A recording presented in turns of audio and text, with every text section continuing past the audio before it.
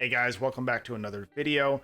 I realized that I hadn't really finished up my hard level 2 series just yet. I am going to be on vacation a decent amount this summer, so I wanted to have some videos sort of prepped that I can sort of put out on a schedule for you guys while I was on vacation, something that was a little bit easier and also helpful for those of you that may be looking for this. I've already got videos on Queen Spider Nest, Forgotten Earth Shrine, and Tear Glands Cave. You guys can head back. I'll put those links into the description. Today, I'm going to be talking about the Laboratory of Madness. Now, this has always been notoriously one of the more difficult ones, especially for Cleaf. You certainly can do it, and I'm going to show you how to do it. I'm doing hard level 2. You could always do hard level 1, and it's perfectly acceptable to do that. Grab yourself some good runes from the other hard dungeons, and as you level up your power and as you level up your equipment and your monsters and your runes, then eventually you'll be able to do hard level 2 as well. All right, guys, here we are in the Laboratory of Madness. Give you a quick look at some of the statistics on our server for level 2. Argon, Shushu, Mara, Lauren, pretty high up there. So if you have a Lauren, she is phenomenal in this dungeon.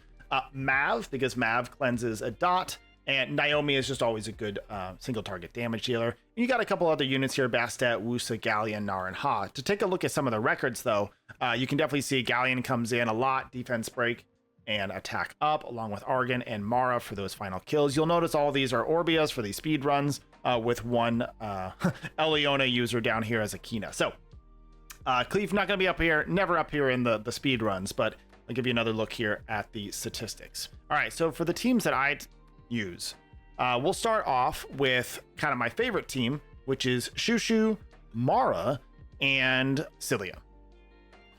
We'll go ahead and hop in here with this one. Now, I don't particularly say that LD Nat 4s are free to play, so I'm going to give you guys another option here in a second.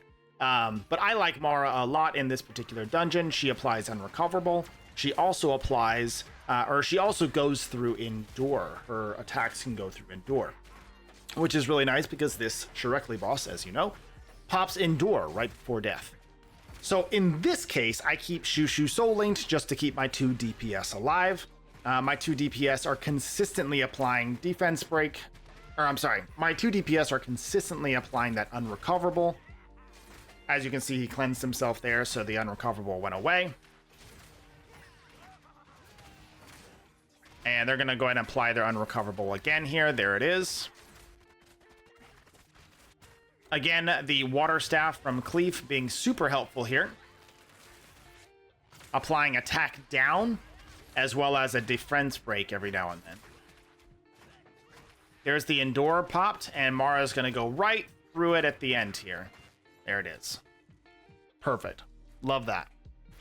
All right, so let me give you another option here without an LD Nat 4.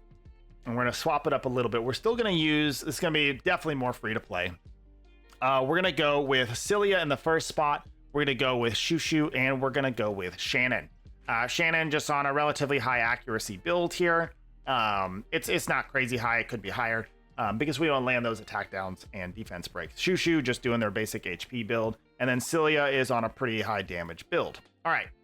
Again, Water Cleaf, confirm.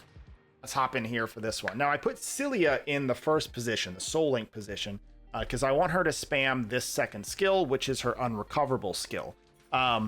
Last time I had Mara and Cilia both applying Unrecoverable, so I didn't have to Soul Link it. But in this case, we do want her spamming her Unrecoverable. As you can see here, that extra attack up and the extra defense up definitely provides a lot more damage for my Cilia and for myself. All right, there's the shock. Shushu's going to do a little heal, and then they're going to do another heal with the immunity. Very nice. With the attack break that we have on Shoereckly, he doesn't do a ton of damage. Honestly, the most damage comes out of the shock. Now, this is a situation we've got Endure up right now, so it's going to take some time. Shushu's going to go ahead and do their cleanse again, as well as put up immunity. And we just sort of have to wait it out. If you're an Orbia, this is where the Wind Staff skill 1 comes in. And of course, this is the reason why I like to bring Mara. I actually currently have my ultimate skill turned off down here because of arena thing. So we'll go ahead and use it because normally you would use it. That Endure should be going away here any moment.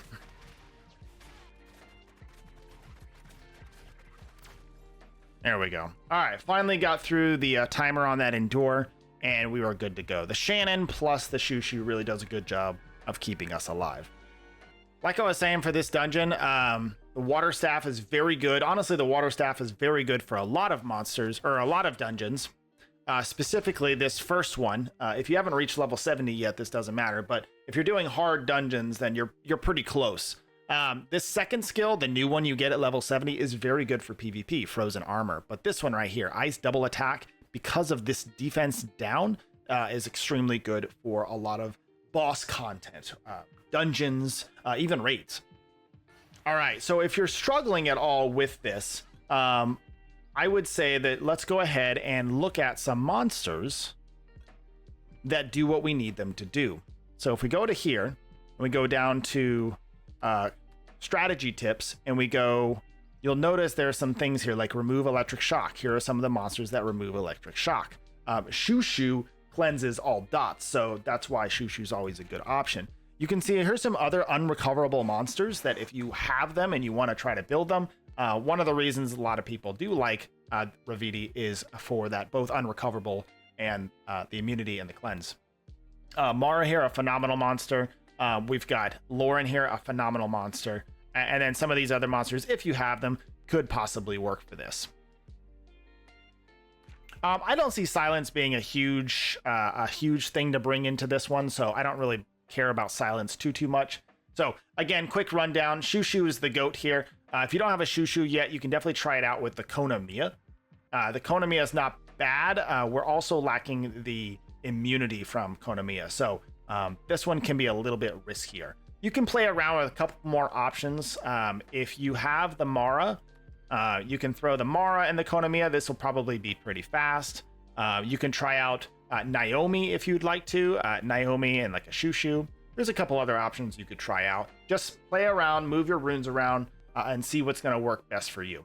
All right, guys, again, that was a quick rundown of the Laboratory of Madness. I hope this helps you a little bit figure out some of the best ways that you can clear the Laboratory of Madness, level 1 at least, and then hopefully down into level 2 once you're ready for that. I'll have more videos here coming out in the next day or two for Lava Cave and the Temple of Darkness.